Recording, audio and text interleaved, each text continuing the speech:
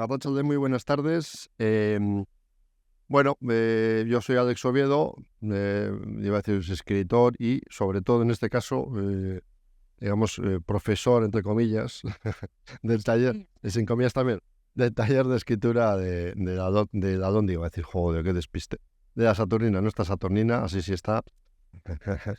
Sí funciona para él. Sí funciona para él. O sea, para él. Bueno, a lo que voy. Vamos a presentar Los Sellos Robados de Gemma Baqué, a mi izquierda. Vosotros la conocéis, si quien no la conozca, que se va a presentar ella. Yo creo que va a ser un poco... Hoy no hace falta que me presenten porque todos los que están... Vale, pues entonces no se va a presentar. Yo sí la voy a presentar en el sentido de cómo nos conocimos, o cómo... pues el primer encuentro fue que tenía ella una novela que había empezado, o por lo menos que la tenía, no sé si medio terminada o terminada entera. Versión estaba hecha, sí. Y bueno, pues que a ver qué se podía hacer. Y bueno, pues en uno de esos procesos de voy a ver qué se puede hacer, pues vino al taller de escritura de la Saturnina en la que estamos, ¿no? Y aquí empezamos un poquito el proceso, parte del proceso de lo que es de pulir, por decirlo de alguna forma, lo que era ya una novela construida. De Los Sellos Robados, que es, como digo, el título, a mí lo primero que me llamó la atención y lo primero que le voy a preguntar, más allá del argumento que me lo dirá después, es una de las cosas que más me chocaba y que creo que se la han preguntado también, que es por qué la novela se centra fundamentalmente, en gran parte de ella, luego cambia y ya veremos cómo cambia, pero se centra sobre todo en un equipo que es el Sociedad Deportiva. Eso es. Sí, bueno, tú me preguntabas por qué había tanto fútbol en la novela y por qué había alineaciones y tal. Y en parte es porque no te gusta el fútbol y no entendías muy bien que hubiese una subtrama de tanto peso, ¿no? en la novela. Pero tiene una explicación. Y bueno, el Eibar sirve para muchas cosas dentro de la novela. Una de ellas es una excusa argumental clara, un hilo conductor, porque durante toda la novela es una subtrama que se va solapando con la trama principal.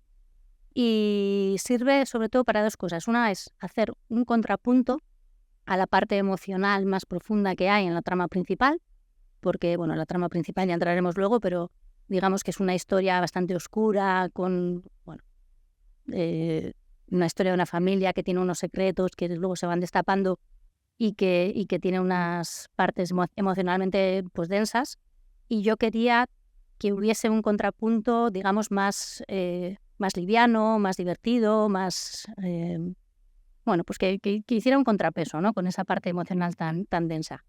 Y al mismo tiempo me sirvió pues para de alguna manera reflejar el estado emocional del protagonista, de Mikel, porque el Eibar tuvo aquella temporada pues una primera parte fantástica, que acabó como campeón de invierno entre los equipos vascos, que acababa de ascender y nadie se lo esperaba y lo hizo muy bien, y luego tuvo una segunda vuelta bastante catastrófica en la que ganó muy pocos partidos y de hecho descendió en la última jornada, aunque luego reascendió en los despachos, ¿no? Pero fue un desastre la segunda vuelta. Entonces, el protagonista de la novela, digamos que su estado emocional va bastante acompasado con cómo va el equipo ese año, y me sirve un poco de metáfora de su estado emocional.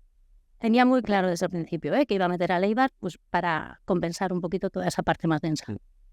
Bueno, de hecho, el protagonista Mikel, el inicio conocemos a Mikel, aunque hay varias, como has comentado, varias subtramas y varios años, o sea, porque transcurre de 2014-2015, pero sin embargo la novela mira hacia atrás, 1970, exacto, unos 47, 50 y tantos, o sea, y varios espacios. Pero bueno, digamos que nosotros conocemos a Mikel a partir de que él llega a trabajar a Eibar. Entonces, cuéntanos un poco la llegada y los personajes, un poquito de argumento y cómo ibas tú cómo creaste o cómo querías crearle. Sí, bueno, vamos a contar lo que se puede contar. Sí. Porque no queremos hacer spoilers. Entonces, bueno, la novela lo que narra es la llegada de Mikel, el regreso de Mikel a Eibar.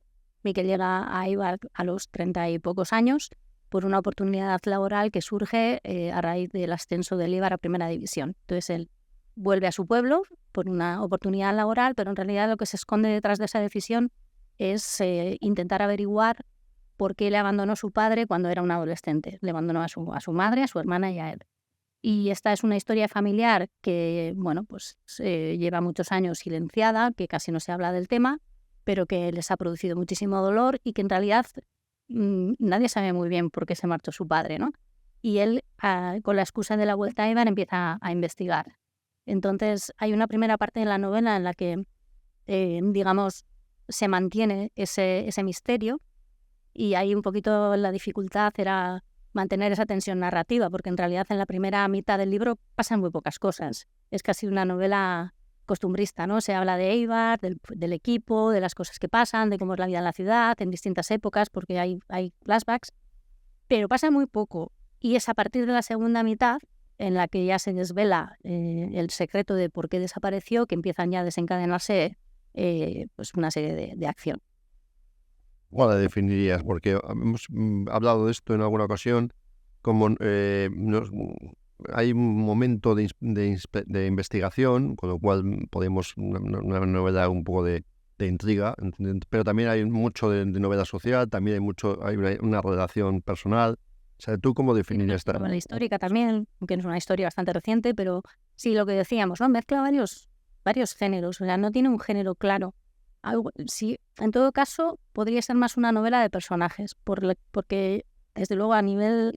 Mi idea era profundizar mucho en los personajes, que son varios, es bastante coral la novela, y digamos que ese conflicto que se desvela al final, o hacia la mitad de la novela, afecta de forma muy diferente a todos los personajes. No todos reaccionan igual, ni se lo toman igual. Entonces, para mí era muy importante desarrollar un perfil psicológico de cada uno de los personajes y que cada uno luego asumiera esa parte de la historia de forma diferente. Entonces, sí que es una novela de personajes que se profundizan mucho en su perfil psicológico y en cómo enfrentan esa situación, pero mientras tanto, bueno, pues se van entrelazando otros géneros, ¿no? Pues histórico, social, misterio, de amor, porque hay una subtrama que tiene que ver con una historia de amor. Digamos que esa primera parte en la que había que mantener esa narrativa sin que ocurriera nada, pues mezclo otras cosas. Ahí está la parte de Eibar, está una historia de amor entre dos personajes, hay un misterio de la desaparición de un collar, que luego también está relacionado con la trama principal, pero al principio no lo sabes. Entonces, bueno, ahí mezclo distintos elementos pues para hacer la novela más amena y que se lea fácil y te lleve un poco, ¿no? Bueno, primera novela y la pregunta casi es obvia, ¿no? O sea, ¿cómo te lanzaste a ella y cuáles son los puntos que más dificultades te crearon, ¿no? Vale. Bueno, yo, ¿cómo me lancé? Pues un poco sin pensar. Sí, porque yo, bueno, pues escribo desde que era adolescente, pero nunca me había planteado, o por lo menos no tan pronto, escribir una novela. Había escrito mucha poesía y sobre todo poesía en la adolescencia y también luego más adelante, y algún relato corto y tal, pero tampoco mucho. Entonces tenía, eso sí, desde hacía muchos años la idea de esta novela rondándome en la cabeza y sabía que la quería escribir, sabía que tenía que sacarla. Pensaba que no iba a tener tiempo hasta jubilarme, pero de repente pues llegó la pandemia y además justo antes de la pandemia yo ya había estado dándole cada vez más vueltas a este tema. Cuando empecé a trabajar en el Eibar me encajaron muchas cosas porque mi idea original era hacer una historia de amor ambientada en Londres. Y bueno, si te has leído la novela, esto no es una historia de amor, es otra cosa, ¿no? Entonces, pues hice algunos cursos de escritura creativa y leí varios libros sobre cómo pues abordar el tema de la novela y tal. Y ahí pues aprendí que a los personajes había que complicarles la vida y me puse a complicar la historia de amor hasta tal punto que me salió otra historia totalmente diferente. Y eso que yo iba a ambientar en Londres, pues cuando empecé a trabajar en el Eibar, decidí que tenía mucho sentido ambientarlo en Eibar, en mi pueblo, que daba mucho juego para muchas cosas. Y entonces pues decidí ambientar la novela en un tiempo concreto que era 2014-2015, que es donde ocurre la mayor parte de la trama, y en una ciudad concreta que era Eibar, con otros sitios también. Y ya te digo, todo esto lo pensaba mientras trabajaba en el Eibar, que sería algo que haría cuando me jubilara. Y entonces llegó la pandemia en 2020 me encontré con mucho tiempo, porque además hubo un momento que estuve sin trabajar, y dije, esta es la mía. Había hecho varios cursos y tenía la historia bastante clara y me puse a escribir. Tenía muy clara la trama, tenía muy clara cómo la iba a estructurar. Yo soy de las escritoras de las que se dice que escriben con mapa, entonces tengo que tener todo muy claro antes de ponerme a escribir. Sabía el principio, sabía el final, sabía cómo iba a contarlo, tenía los personajes muy bien desarrollados, pero tenía muchísimas carencias. Tenía pues una falta de oficio total. Entonces me peleé con todas las páginas, básicamente. Así de claro. Me peleé con todas las páginas y me costó mucho encontrar el tono, que yo creo que es de las cosas más difíciles.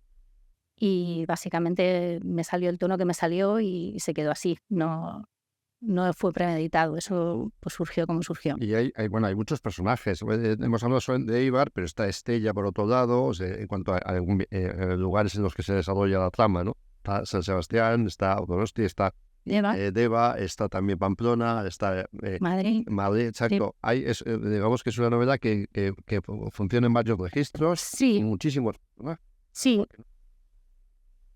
Claro, es que, bueno, todo esto tiene que ver con el misterio que no podemos desvelar, pero claro, al final es una historia que ocurre a lo largo de 3 generaciones.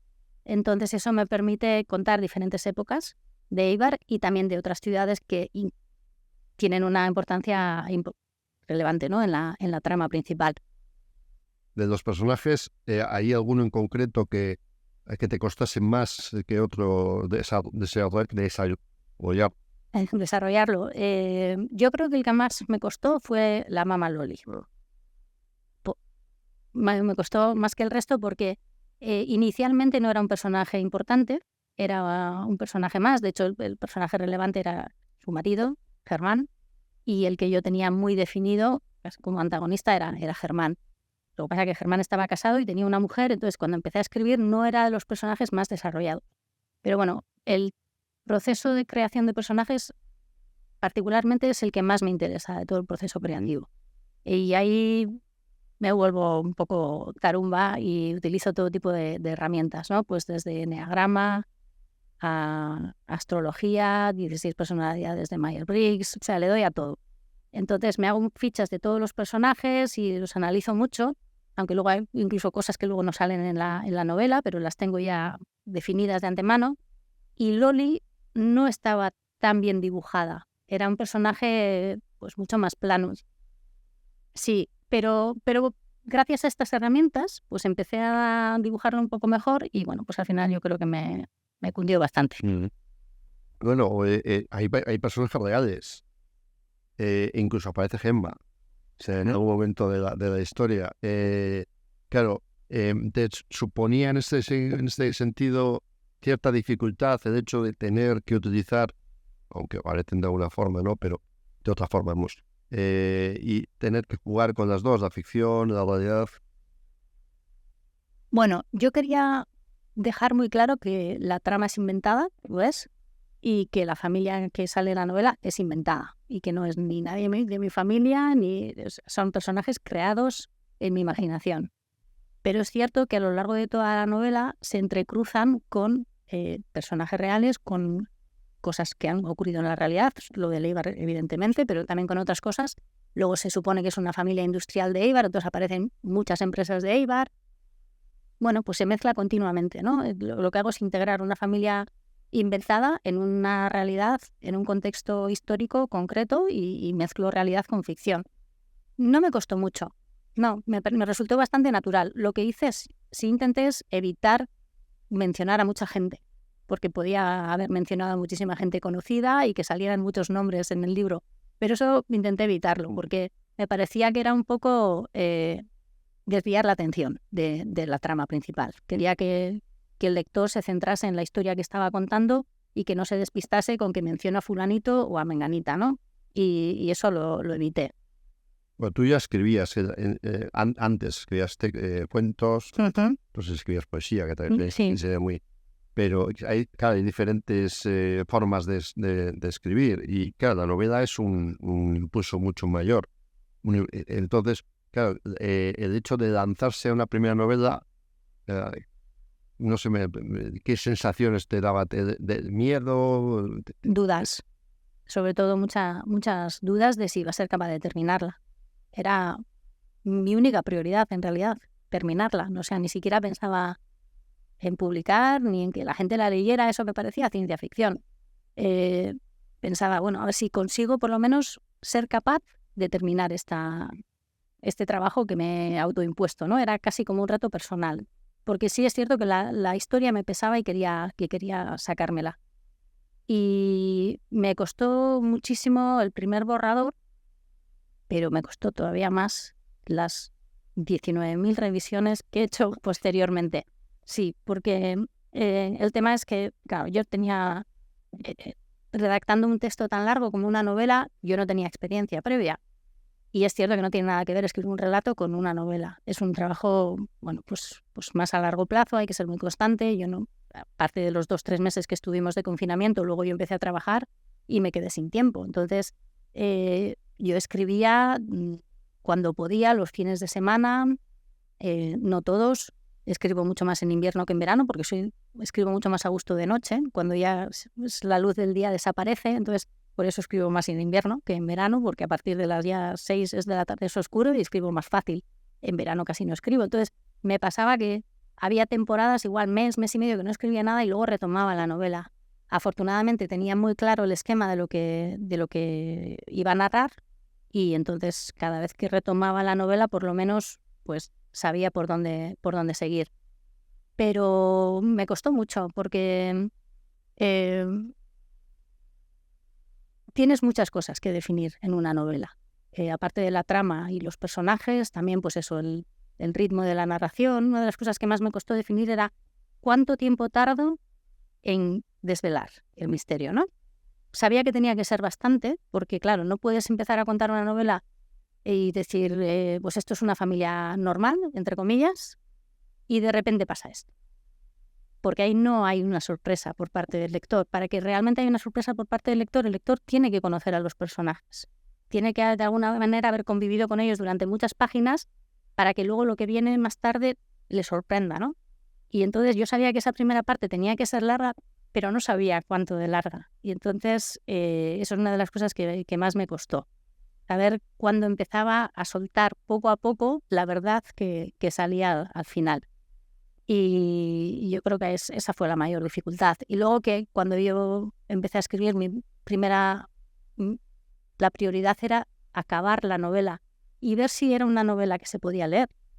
Entonces, que enganchaba, que tenía ritmo, esas eran las cosas que me preocupaban, ¿no? Que fuese entretenida.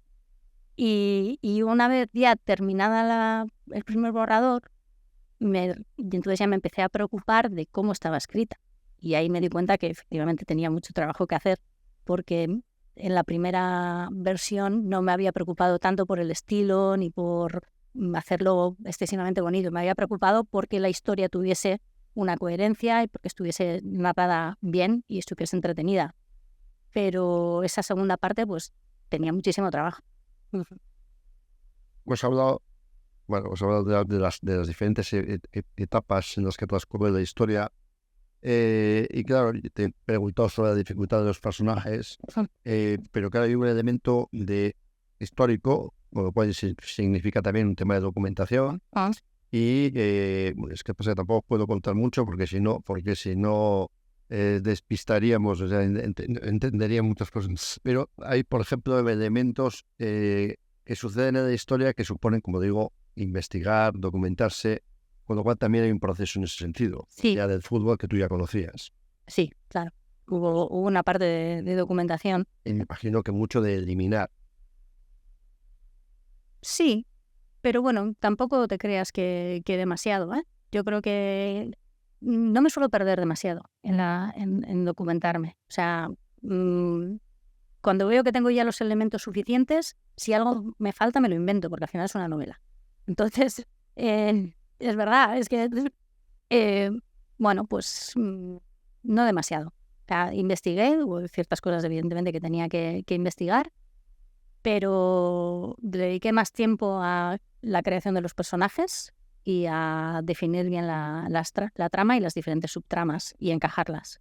Y una vez la tienes ya, Mm. y ese también es otro proceso, porque claro, el proceso de escribir está bien, pero claro, el proceso de qué hago con ella.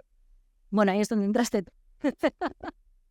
Pero digamos que no me pongas como protagonista.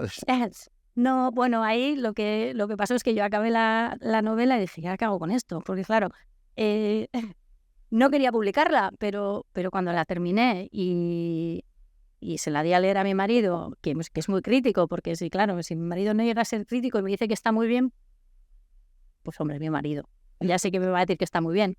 Pues mi madre también me dijo que estaba muy bien, pero no cuenta, no sé cómo decirte. Y luego, bueno, pues ya empecé a moverla un poquito entre gente que yo considero que pues tiene una opinión más crítica y me animé a revisarla porque era consciente de que tenía muchas cosas que mejorar y quizás después de mejorarla lo suficiente mandarla a alguna editorial porque me daba mucha pena después de todo el trabajo que había invertido y de que, bueno, pues la cosa se dejaba leer, meterla en un cajón y olvidarme. Y bueno, entonces ahí es cuando yo era consciente de que tenía que mejorar muchas cosas a nivel de escritura y una amiga me habló de ti, me apunté al taller, hicimos parte de los primeros 9 capítulos, yo creo que los revisamos aquí y ya vi también en qué cosas fallaba, que sigo fallando, pero bueno, ya ves un poquito de las cosas que tienes que corregir, el resto lo corregí por mi cuenta y cuando me pareció que estaba presentable lo envié a varias editoriales. Y bueno, antes de eso había mandado una primera versión o una propuesta editorial a las grandes, pero no contestó ninguna. Entonces ya me di cuenta que tenía que ir a otro tipo a otros perfiles. Mandé a editoriales más pequeñas, más cercanas, que podían tener pues un interés también más local en la historia que cuento. Y al final me respondió Albert con una propuesta y vamos, encantada de la vida, muy, muy contenta. Bueno, yo voy a permitirme leer un fragmento, para que no lo leas tú como haces en... He cogido uno al azar, temporada 1957-58. El sol a finales de agosto todavía calentaba el valle con intensidad cuando la hoja de uno de los árboles de Unzaga, ajena a la estación en la que vivía, amarilleó antes de tiempo y se desprendió de su rama. Cayó suave, pausada, oscilante. Eva la observó con curiosidad. Tenía solo 21 años, pero la vida la había zarandeado lo suficiente como para contemplar el paso del tiempo con la perspectiva de quien conoce su infatigable esencia cíclica. Llegaría otro otoño, otro invierno, otra muerte, otra resurrección, otra oportunidad para volver a comenzar. Hacía 2 años que los inviernos se habían vuelto tan dolorosos que le costaba soportar la crudeza de sus largas noches. Se esforzaba por comer para mantener a raya su anemia y por sonreír a su tía que le preparaba caldos de hueso y tapioca para calentar el cuerpo y el alma, pero hacía mucho tiempo que sus ojos habían perdido el brillo. El verano tenía los días contados. Aún así, el sol le cegó por un instante cuando dejó de observar el vaivén de aquella hoja tempranera y dirigió la vista a la plaza del kiosco abarrotada de una muchedumbre que se agolpaba alrededor de una treintena de autobuses recién llegados de Galicia. Venían cargados de inmigrantes ávidos de trabajo y un futuro mejor. Otro final de verano en el que la población de Eibar volvía a aumentar, como sucedía de manera ininterrumpida desde el final de la guerra. La bonanza económica continuaba año tras año y el desarrollo se antojaba imparable. Eva miró el voluminoso grupo y se preguntó dónde se metería toda esa gente. Si Eibar seguía creciendo a ese ritmo, pronto no habría sitio para todos sus habitantes y los pocos árboles del pueblo desaparecerían, comidos por el cemento voraz que invadía las laderas del valle, extendiéndose cada vez más alto. Los atirones de la plaza, a la que miraba ahora desde el ayuntamiento, serían una reliquia del pasado. ¿Has visto, no? Qué bonito. Mi madre se ha dicho. No, ya me he imaginado. Bueno, no sé si hemos hablado de los personajes en sí. No, hemos mencionado el exacto, pero no sé si puedes hacer pespuntear, qué bonito, ¿no? O sea, un par de ideas sobre todo, igual, pues has hablado de Lodi también, pero igual Miquel, Carmen, en este caso hemos hablado de Eva. Sí, mira, Eva, qué casualidad, el libro empieza con un capítulo en el que sale Eva, en este capítulo también sale Eva, no salen muchos, pero bueno, salen capítulos importantes. Sí, sobre todo yo diría Miquel, que es el protagonista al final, y Carmen, que es la coprotagonista junto con Miquel. Carmen es su tía, es la hermana de su madre, y es la persona que le ayuda cuando llega a Eibar a trabajar después de tantos años, pues a sentirse cómodo, a sentirse en casa, y le ayuda sobre todo con la búsqueda del padre desaparecido, ¿no? Le ayudan en su investigación. Y bueno, es un personaje, pues yo creo que se hace querer, porque le compensa bastante. Miquel es muy serio, su tía es la salsa de todos los caracoles, y también hay se contrasta también digamos, la personalidad de Carmen con la personalidad de Amaya, que es la madre de Miquel. Son dos hermanas que son diferentes, pero que tienen muchas cosas en común a lo largo de su historia, y que luego pues que han tenido vidas paralelas que se van un poco entrecruzando, ¿no? Pues lo que parecía que iba a ser la vida de una acaba siendo la vida de la otra, y al revés y viceversa. Y bueno, pues la relación entre Carmen y Miquel es muy importante durante toda la novela, porque juntos son los que hacen hay mucha complicidad, eso es. Y luego están pues los abuelos, Germán y Loli, que son los padres de Amaya y Carmen. Y bueno, luego hay un montón de personajes, porque bueno, está también el detective cuando empiezan a investigar. Sí, me dijiste que te gustaba un montón. Sí. Luego hay otro personaje que ha gustado mucho, que es el de Pedro, el inmigrante gallego, que es el que llega a la Plaza Gonzaga ese día, en ese capítulo que has empezado a leer, y que yo creo que simboliza muy bien también pues la inmigración que vino a Eibar durante décadas de muchos sitios, no solo de Galicia, de un montón de zonas, ¿no? Porque al final Eibar es un pueblo que dobló habitantes en pocos años, gracias a toda la industria boyante que hubo pues en los años 40, 50, etcétera. Y bueno, pues ahí hay, yo creo, alguien que mucha gente se podrá sentir identificado. Y luego, junto con el personaje de Pedro, aparece también el personaje de Valentín, que es un típico ibarrés del pueblo. Y pues no sé qué más personaje. Eva también es un personaje muy, muy importante, que no podemos contar mucho más. Da pena porque, claro, podríamos contar de cada personaje un poquito, pero es que no podemos. Sí, se nos va como tiene sorpresas, sorpresas. Bueno, ¿qué te motiva a escribir? Pues yo escribo todo el rato, porque me sale de forma muy natural. O sea, no solo, ahí está por un lado la parte de ficción y por otro lado la parte de no ficción. Yo escribo todo el rato. Si no escribo, no pienso. O sea, sí, es verdad. Durante lo que he hecho durante muchos años, yo creo que lo que he sido más constante ha sido los diarios personales. Yo he sido de escribir diarios personales muchísimos años. Empecé a la adolescencia, algunos años he parado, pero he sido muy constante con eso. Y a mí escribir me ayuda a ordenar mis pensamientos, a pensar, a organizarme, a relajarme, a planificar. Eso por un lado, o sea, es algo que hago de manera habitual. Y luego está por otro lado la parte creativa, que es cierto que, claro, en un diario al final no estás contando solo cosas que ya has hecho o cosas que te preocupan, pero siempre he tenido muchísima imaginación desde cría. Era muy peliculera y estaba todo el día viendo películas, contándolas e inventándomelas. Y entonces, pues bueno, pues van de la mano, ¿no? Al final, pues esas ganas de crear historias y que tienes la costumbre de escribir o te gusta escribir, pues es inevitable que acabes haciendo ficción. Y bueno, pues eso, me sale de manera natural. Me gusta mucho, me divierte muchísimo escribir. O sea, me divierte crear personajes. Cuando me encuentro también con problemas de que algo no cuadra o ahora cómo cuento esto, me parece súper estimulante todos los problemas que te puedes encontrar, ¿no? A la hora de escribir una novela, y me gusta. Me gusta el reto. ¿Te cansaste en ese proceso de alguno de los personajes? Es decir, ya estoy harto o harta. Bueno, tú lo sabes, al final yo estaba harta de la novela, porque claro, después pues el primer borrador tardé tiempo, pero no me aburrí porque ahí sí que cada día escribías cosas diferentes y era un reto continuo. Pero ya cuando llevas la sexta, séptima revisión y ya no sabes si este párrafo lo has cambiado 4 veces, si estaba mejor antes, después, te da la sensación de que estás rehaciendo hacia atrás lo que... Bueno, yo ya al final estaba un poco cansada y sí que necesitaba acabar con ella. De hecho, lo que te comenté, la mandé a varias editoriales y dije, si sale, sale. Y si no, ahí se va a quedar. Yo no voy a seguir revisando esto. Y bueno, pues salió. Será que tenía que salir porque salió.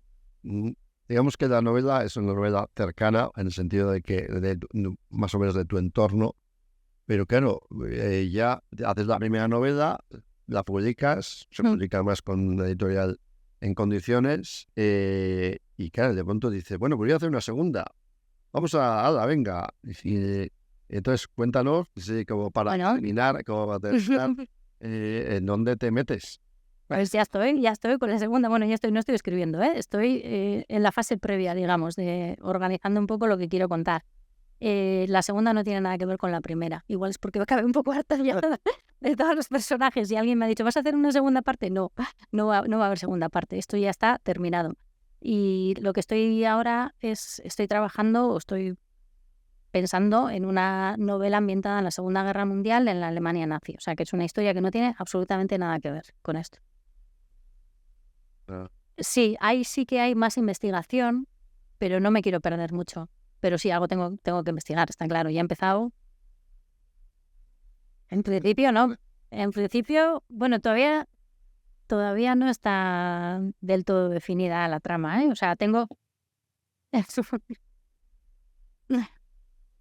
Bueno, pues eso, que no sé lo que va a salir. De momento tengo clara la trama principal, pero sé que habrá también subtramas, como en esta.